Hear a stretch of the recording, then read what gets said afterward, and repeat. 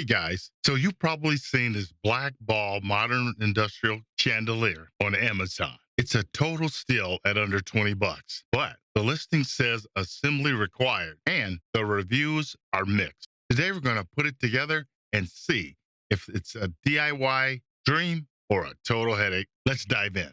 First things first, tools. Good news, you don't need any. It's in a flat pack design made of carbon steel.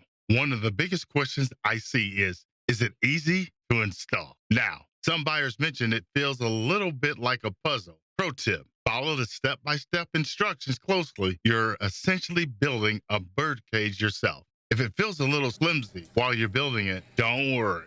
Once the clips are locked in and it's hanging, it stays sturdy. Just have a little patience with the alignment. I saw one review mentioned they didn't realize there was no glass. Just to be clear, this is a minimalist open cage design. There's no glass to clean, which I actually love. As for quality, look, it's $19.99.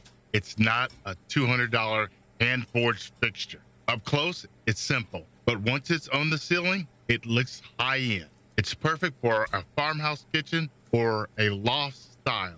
If you're on a budget or flipping a house, this is a massive win. Let's talk bulbs. It uses the standard E26 base. To get that Pinterest look, you have to go with the Edison bulb because of the large design.